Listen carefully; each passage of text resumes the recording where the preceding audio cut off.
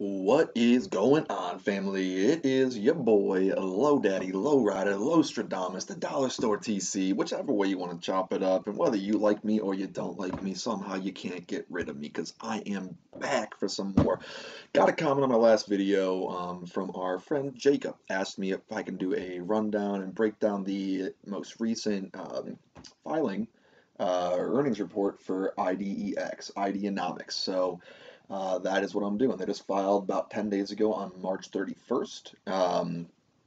And yeah, I broke it down. Lucky for us, I also did their Q3 2020 filing, so we can, have that to compare with and see where they're at.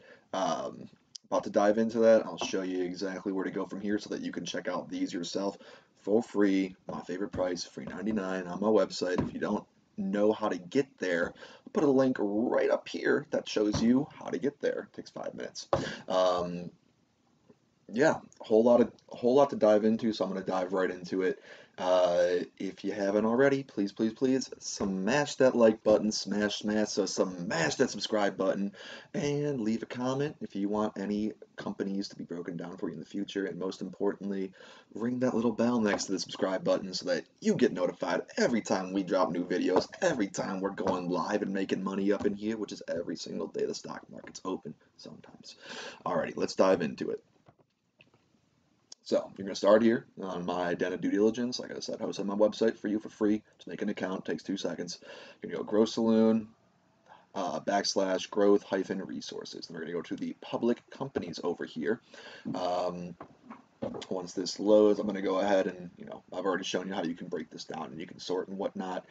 We do have this handy dandy search feature on here as well for things like this. When I want to just look at Ideanomics, so I'm going to look them up by ticker, and it's going to show me the only 2 rows in here where we've got Ideanomics.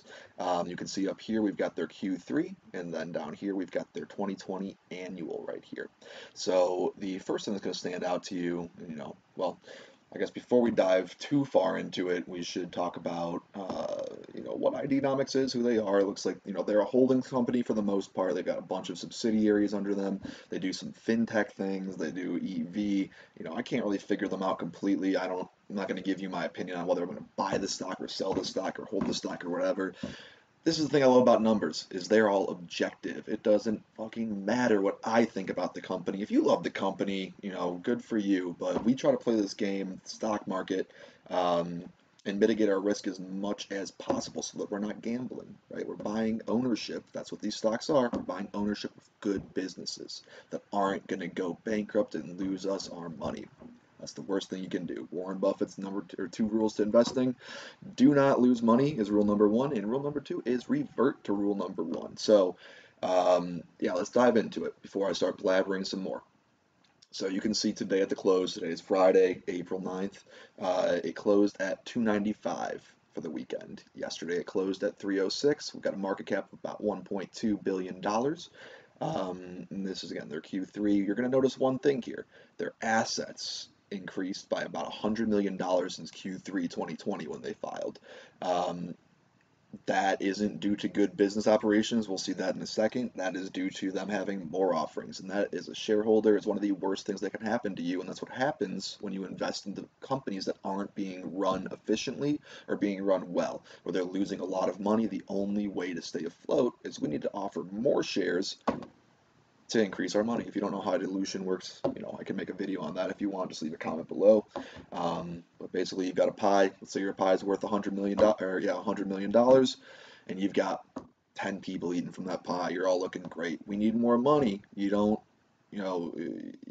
just create a whole new pie. You got to just add additional portions of the pie. So now you're splitting that 100 million with more people, and it dilutes the worth of your individual shares, right? So I don't think there's a whole need for a video there, but that's what happens here. They needed to raise more money. They raised about $100 million more dollars in this new offering, threw a whole bunch of shares into the pile as well. So now you're splitting your shares with more people. So I'm not too impressed here. Their liabilities were reduced, which was good to see that they reduced their liabilities with the money they received from that offering. But let's dive into their 2020 annual report here. Right, you're going to notice that their liabilities, like I said, are down by about $34 million from the end of 2019. That's what these numbers are. Current period, end of 2020, previous year end 2019. Same for assets, same for shareholder equity or stockholder equity, synonymous. We'll get to these numbers later. So our assets for 2020 increased by $107 million from the end of 2019, as mentioned above. Their liabilities decreased by about $34 million, so we're heading in the right direction. That's going to go ahead and that's going to increase our stockholder equity appropriately by $153 million from the previous year's end. If you don't know how a balance sheet works, I can make a video on that as well. I've mentioned it before. Very simply put, it's just assets are going to equal total liabilities plus total stockholder equity. So lower liabilities, the more our stockholder equity is worth on paper, which we want. So we're heading in the right direction. You're going to check quarter after quarter to make sure that's going up. Now our debt to asset ratio, so that's taking our total liabilities and dividing it by our total assets, is 0.14. What you're looking for here is for anything below 0.5 indicates that the business is being run primarily off of our shareholder equity. It makes sense if you subtract liabilities from assets. That's our shareholder equity. That's the assets we have remaining.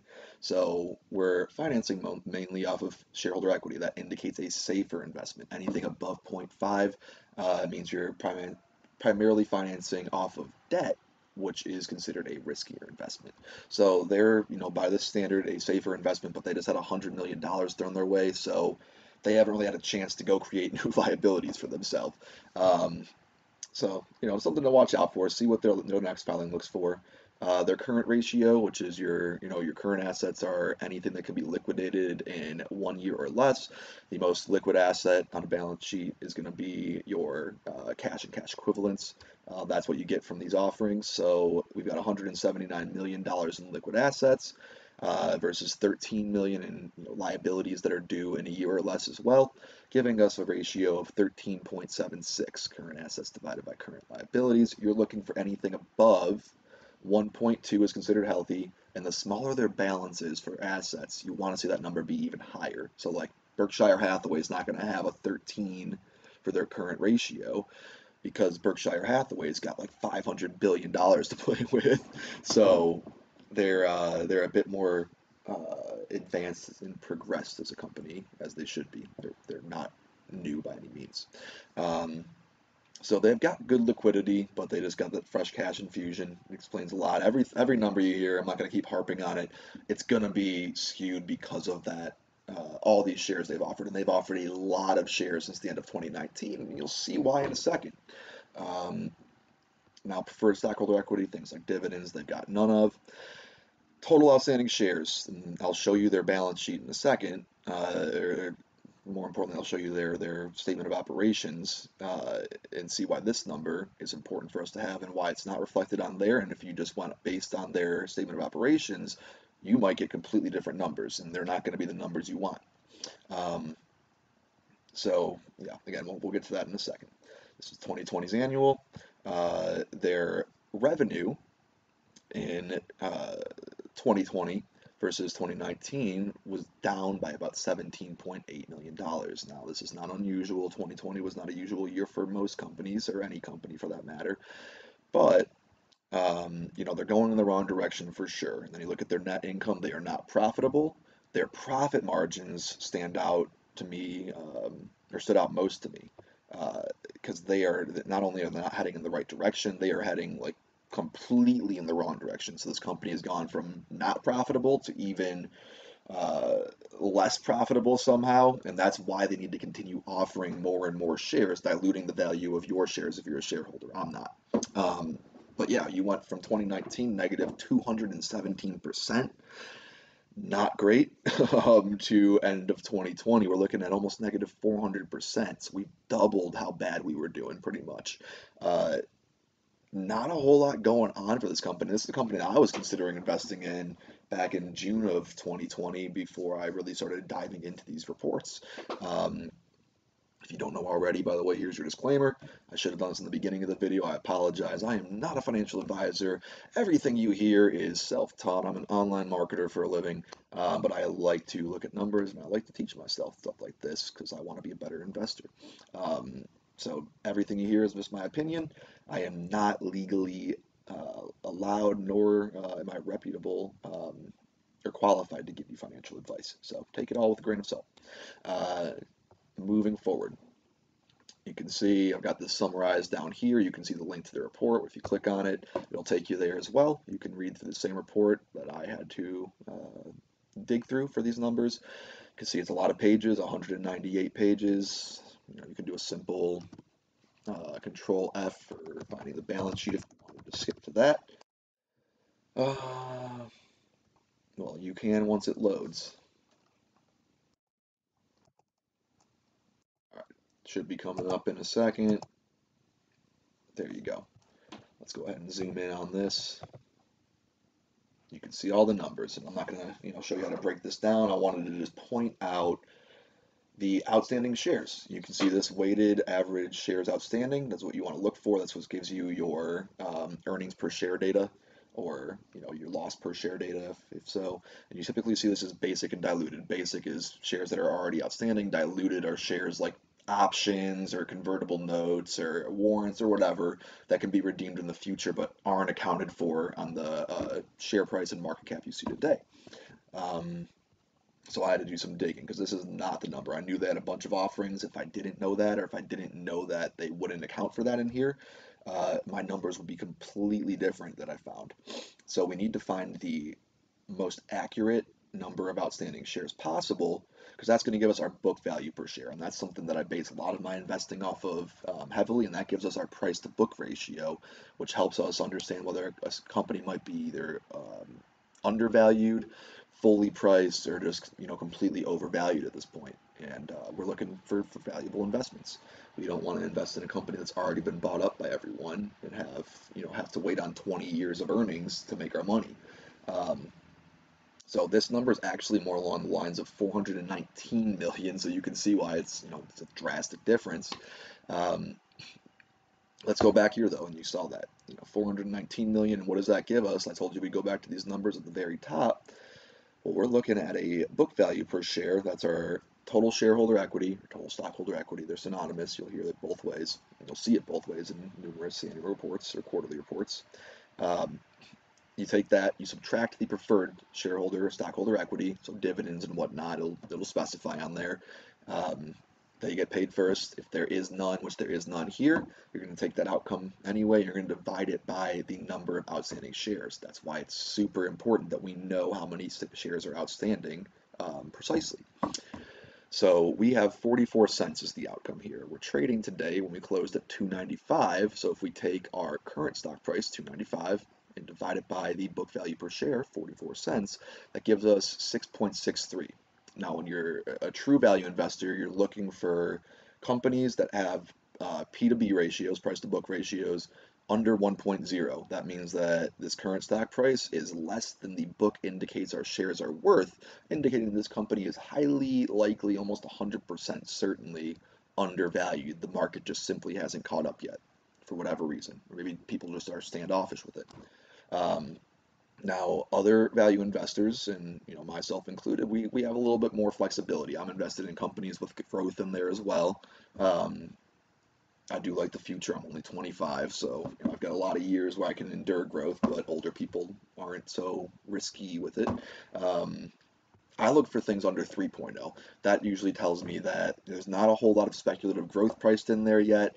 The market either hasn't caught it, or if you can find a great company where the revenue's going up, the assets are going up without offerings, the liabilities are reducing, they've got no debt, their profit margin's going up. If you can find great companies like that that have even other catalysts out there, like government contracts or an order book that indicates future intrinsic value in the company that hasn't been reflected on the balance sheets yet. Whatever you find, if you find a great company and it's undervalued, it's even better. But yeah, I'm looking for anything under 3.0. Otherwise, it starts to indicate that it either is fully priced, and that's what I would say here. This might be fully priced at 6.63 or overvalued. Like you can see over here after their Q3 filing, they're at 15. That's typically, there's sirens going off in my head that this is an overvalued company or it's fully priced. I don't want any part of it. So again, I'm not going to tell you whether to buy, sell, or hold this. I'm not qualified to. I don't hold this in my portfolio. Everything I see here indicates, a very risky investment. the reason I'm not in EVs, told you I wasn't going to harp on it, but here I go. You got me blabbering. I don't know what company's going to fucking win the game, and I don't want to bet on second or third place. You can make some money there, sure, but there's so many players in the game right now, and they're all doing relatively the same things. And when you look at reports like this where they're offering more and more shares, which dilutes the value of your shares, as we discussed, their revenue is going completely the wrong way.